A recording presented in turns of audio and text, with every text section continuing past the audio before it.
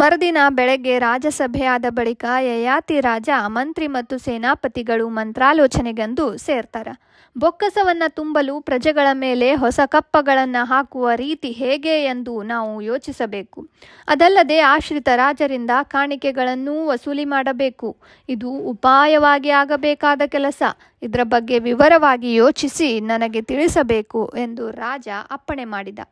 ಸಂಜೆ ಗಾಲವ ಮುನಿ ಆಗಮಿಸಿದಾಗ ರಾಜ ಅವನನ್ನು ಗೌರವದಿಂದ ಎದುರುಗೊಂಡು ಉಪಚಾರ ಮಾಡಿದ. ಗಾಲವನ ಮುಖ ಕಳೆಗುಂದಿರುವುದನ್ನು ಕಂಡು ಯಯಾತಿ ಆಮ್ಲಾನತೆ ಕಳೆಯುವ ಸಂಜೀವಿನಿ ತನ್ನಲ್ಲಿದೆ ಎಂದು ನಸುನಗುತ್ತಾ ನುಡಿದ. ಮುನಿಶ್ರೇಷ್ಠರೇ, ಯಾಗ ಇಷ್ಟಿಗಳಿಂದಾಗಿ ನನ್ನ ಭಂಡಾರ ಖಾಲಿಯಾಗಿದೆ.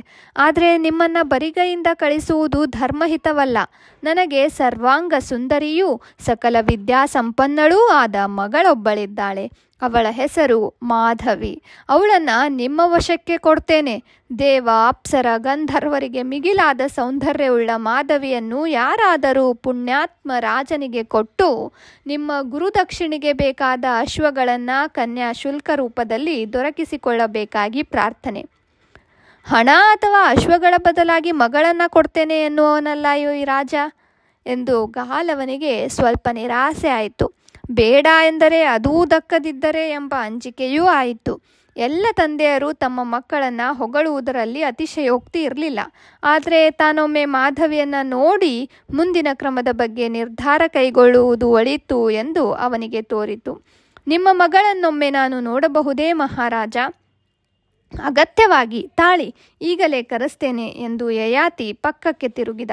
ಚಾಮರ ಬೀಸುತ್ತಿದ್ದ ದಾಸಿಗೆ ಅದನ್ನು ನಿಲ್ಲಿಸುವಂತೆ ಸನ್ನೆ ಮಾಡಿ, ಹೋಗು, ರಾಜಕುಮಾರಿಯನ್ನ ತಕ್ಷಣ ಕರೆದುಕೊಂಡು ಬಾ ಎಂದು ಆಜ್ಞಾಪಿಸಿದ.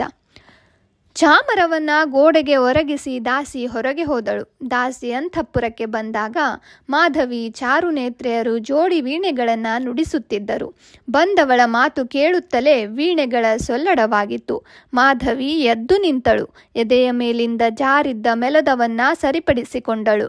ತಂದೆ ತನಗೆಂದು ಹೇಳಿ ಕಳಿಸಿದವರಲ್ಲ, ಇಂದು ಯಾಕೆ ಅಂಥ ಕರೆ ಬಂತು? ಬಹುಶಃ ಯಾರಾದರೂ ರಾಜಕುಮಾರ ಬಂದಿರುವನೋ? ತಂದೆಯ ಜೊತೆ ಯಾರಿದ್ದಾರೆ ದಾಸಿ ಎಂದು ಮಾಧವಿ ಪ್ರಶ್ನಿಸಿದಳು.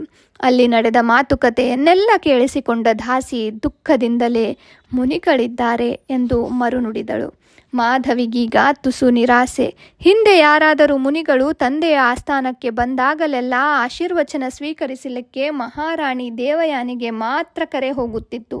ಈ ಬಾರಿ ತನಗೇಕೆ ಈ ಸೌಭಾಗ್ಯ?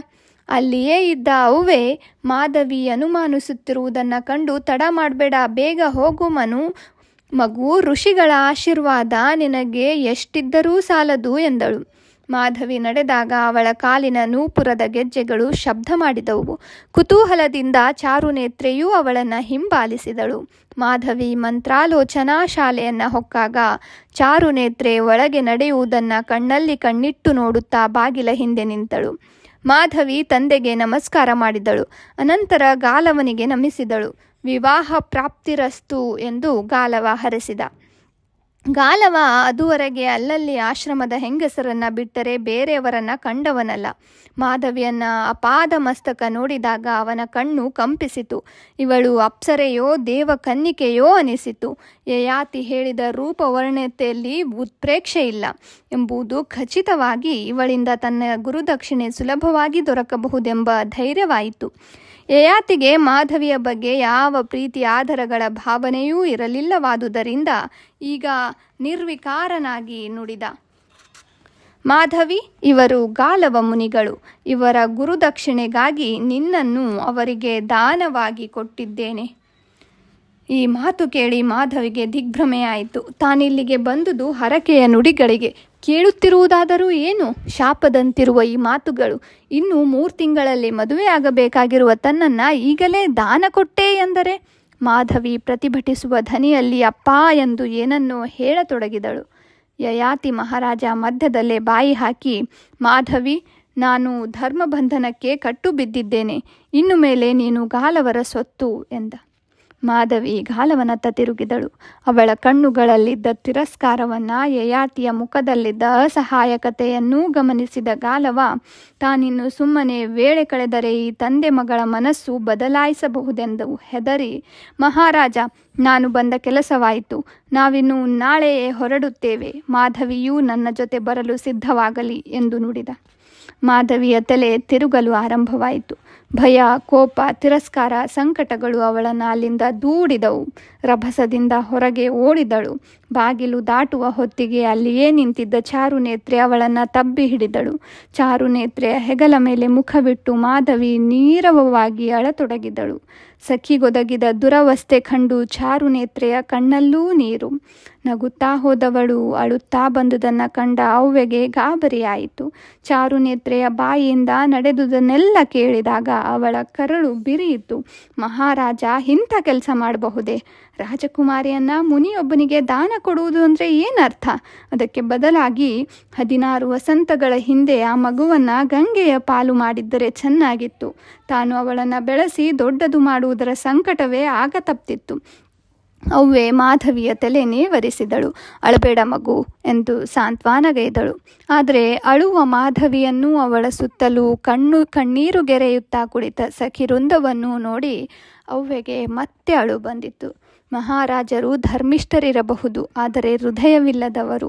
ಹೆತ್ತ ಕುಡಿಯನ್ನು ಯಾರೋ ಮುನಿಗೆ ಕೊಟ್ಟು ಬಿಡುವುದೆಂದರೆ ಯಾವ ತಂದೆಯೂ ಇಂಥ ಕೆಲಸ ಮಾಡಿದುದನ್ನು ನಾನು ಕಂಡಿಲ್ಲ. ಮಾಧವಿ ಯೋಚಿಸಿದಳು. ನಿನ್ನೆ ಮೊನ್ನೆಯಷ್ಟೇ ತಾನು ಎಂಥೆಂಥ ಕನಸು ಕಟ್ಟಿದ್ದೇನಲ್ಲ. ಈಗ ತನ್ನ ಬದುಕಿನಲ್ಲಿ ಎಂಥ ವಿಪರ್ಯಾಸ!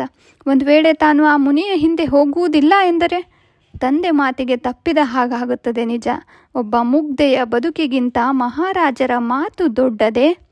ಅವ್ವೆ ವಿಷಾದದಿಂದ ನುಡಿದಳು. ಮಗು, ನಾನು ಮತ್ತು ನಿನ್ನ ಸಖಿಯರು ಬಿಟ್ಟರೆ ನಿನ್ನ ಪರವಾಗಿ ವಾದಿಸಲು ಯಾರೂ ಬರೋದಿಲ್ಲ. ರಾಜರ ವಿರುದ್ಧ ನಿಲ್ಲುವ ಧೈರ್ಯ ಯಾರಿಗಿದೆ ಹೇಳು? ದೇವಯಾನಿ ಚಿಕ್ಕಮ್ಮ? ಅವಳು ಚಿಕ್ಕಮ್ಮ, ನಿನ್ನ ಹೆತ್ತ ತಾಯಿಯಲ್ಲ. ಮಾಧವಿಗೆ ಅದು ನಿಜ ಎನಿಸಿತು. ತಾನು ಹೋಗುವುದಿಲ್ಲ ಎಂದರೆ ತಂದೆ ಹೆಡೆಮುರಿ ಕಟ್ಟಿ ಕುದುರೆಯ ಮೇಲೆ ಹಾಕಿಯಾದರೂ ಆತನ ಹಿಂದೆ ಕಳಿಸುತ್ತಾರೆ. ಅಂಥ ಅವಮಾನ ಯಾಕೆ ಪಡಬೇಕು? ನಾನು ರಾಜಕುಮಾರಿಯಾಗದೆ ಯಾರಾದರೂ ಬಡವರ ಮನೆಯಲ್ಲಿ ಹುಟ್ಟಿದ್ದಿದ್ದರೆ ಇಂಥ ಅವಸ್ಥೆ ಬರ್ತಿರಲಿಲ್ಲ ಅವ್ವೆ ಎಂದು. ಹುಟ್ಟಿದರೂ ಹೆಣ್ಣಿಗೆ ದುಃಖ ತಪ್ಪಿದ್ದಲ್ಲ ಮಗು.